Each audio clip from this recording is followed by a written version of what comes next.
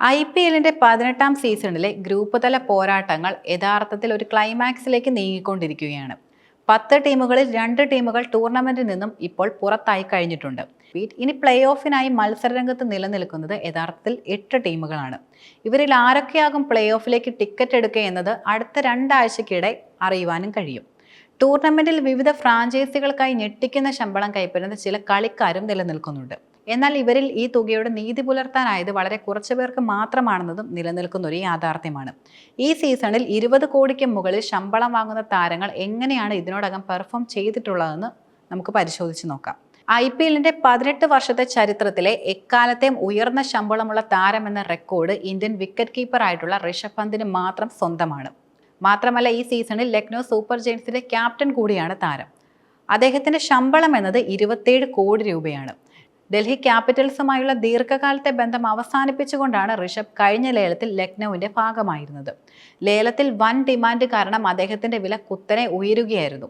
ഒടുവിൽ 27 കോടി എന്ന ഇതുവരെ ആരും കേട്ടിട്ടില്ലാത്ത തുകയ്ക്ക് ഋഷഭിനെ ലക്നൗ സ്വന്തമാക്കുകയായിരുന്നു ചെയ്തിരുന്നത്. പക്ഷേ ഇതുവരെയുള്ള അദ്ദേഹത്തിന്റെ പ്രകടനം എടുത്തു നോക്കുകയാണെങ്കിൽ ഈ തുക പാഴായി പോയെന്ന് പറയേണ്ടി വരും. അതുപോലെ മോശമായ പ്രകടനമാണ് ബാറ്റിംഗിൽ ഋഷഭ് നടത്തിക്കൊണ്ടിരിക്കുന്നത്. പൂർണ്ണമായും ഫോമായി കാണപ്പെടുന്ന അദ്ദേഹം 10 ഇന്നിംഗ്സുകളിൽ നിന്നും 99.22 എന്ന വളരെ മോശം സ്ട്രൈക്ക് റേറ്റാണ് ഇതുവരെ നേടിയിട്ടുള്ളത്. വെറും 128 റൺസ് മാത്രമാണ് അദ്ദേഹത്തിന് സ്വന്തമായിട്ടുള്ളത്.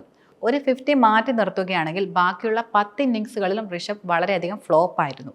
ഋഷഭ് പന്ത് കഴിഞ്ഞാൽ മെഗാലയത്തിൽ ഏറ്റവും ഉയർന്ന തുക ലഭിച്ച രണ്ടാമത്തെ താരം എന്നത് ഇന്ത്യൻ സ്റ്റാർ ബാറ്റർ ശ്രേയസ് അയ്യരാണ്. 26.75 കോടി രൂപയ്ക്കായിരുന്നു അദ്ദേഹത്തെ പഞ്ചാബ് കിങ്സ് നേടിയത്. കൊൽക്കത്ത നൈറ്റ് റൈഡേഴ്സിനെ കഴിഞ്ഞ സീസണിൽ IPL കിരീടത്തിലേക്ക് എത്തിച്ച ശേഷമാണ് ശ്രേയസ് ഈ പ്രാവശ്യം പഞ്ചാബിന്റെ ക്യാപ്റ്റനായത്. പഞ്ചാബ് മുടക്കിയ തുകയൊക്കെ വെറുതെയായി പോയില്ലെന്ന് തെളിയിക്കുന്ന പ്രകടനമാണ് ബാറ്റർ എന്ന നിലയിലും അതുപോലെ ക്യാപ്റ്റൻ കുപ്പായത്തിലും അദ്ദേഹം കൂടുതലും കാഴ്ചവെക്കുന്നതെന്നും പറയാം. ടീമിനായി 11 മത്സരങ്ങളിൽ നിന്നും 4 50 സ്കോറുകൾ അടക്കം 180.80 സ്ട്രൈക്ക് റേറ്റിൽ 405 റൺസ് ശ്രേയസ് ഇതുവരെ സ്വന്തമാക്കി കഴിഞ്ഞു. കൂടാതെ പഞ്ചാബിനെ പ്ലേ ഓഫിന് തൊട്ടരികെയും അദ്ദേഹം എത്തിച്ചിരിക്കുകയാണിപ്പോൾ. നിലവിൽ പോയിന്റ് പട്ടികയിലെ 2ാം സ്ഥാനക്കാർ കൂടിയാണ് പഞ്ചാബ് ടീം എന്നത്. കഴിഞ്ഞ മെഗാലയത്തിലെ സർപ്രൈസ് ഹീറോയായിരുന്നു ഇന്ത്യൻ ഓൾറൗണ്ടർ ആയിട്ടുള്ള വെങ്കടേഷ് അയ്യർ എന്ന താരം.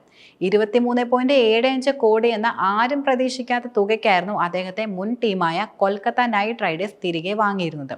കഴിഞ്ഞ വർഷത്തെ IPLിൽ ടീമിനെ ചാമ്പ്യന്മാരാക്കുന്നത് അദ്ദേഹം വഹിച്ച പങ്ക് വളരെയധികം നിർണായകമായിരുന്നു. അതാണ് ഇത്രയും വലിയ തുക മുടക്കാൻ KKRനെ കൂടുതൽ പ്രേരിപ്പിച്ച ഘടകമെന്നും പറയാം. എന്നാൽ ഈ സീസണിൽ മികവുറ്റ പ്രകടനം നടത്താൻ താരത്തിന് ഇതുവരെ കഴിഞ്ഞിട്ടില്ല.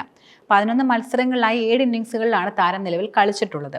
ഇവയിൽ 139.21 ശരാശരിയിൽ നേടിയത് വെറും 142 റൺസ് മാത്രമാണ്. ഒരു 50 മാത്രമേ ഇതിൽ ഉൾപ്പെടുന്നുള്ളൂ. വലിയ തുക ലഭിച്ചതിന്റെ സമ്മർദ്ദം ഉറപ്പായിട്ടും വെങ്കടേഷിന്റെ പ്രകടനത്തെ ബാധിച്ചിട്ടുണ്ടെന്നാണ് പൊതുവെ വിലയിരുത്തപ്പെടുന്നത്. ഈ ലിസ്റ്റിലെ അടുത്തയാളെന്നത് സൗത്ത് ആഫ്രിക്കയുടെ വെടിക്കെറ്റ് ബാറ്ററും അതുപോലെ wicket കീപ്പറുമായിട്ടുള്ള Heinrich ക്ലാസനാണ്.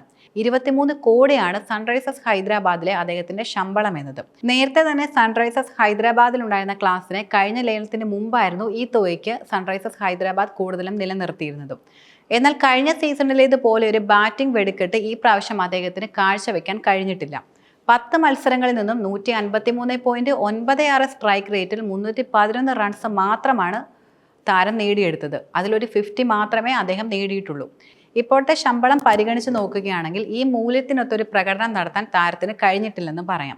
Lucknow super ജയൻസിന്റെ west Indies താരവും അതുപോലെ ഇടിവെട്ട് ബാറ്ററുമായ നിക്കോളാസ് പൂരാനാണ് ഈ ലിസ്റ്റിലെ 5ാമതായി നിലനിൽക്കുന്നത്. 21 കോടി രൂപ ചെലവഴിച്ചുകൊണ്ടാണ് കഴിഞ്ഞ ലേലത്തിന് മുമ്പ് അദ്ദേഹത്തെ ലക്നൗ ടീം നിലനിർത്തിയിരുന്നത്.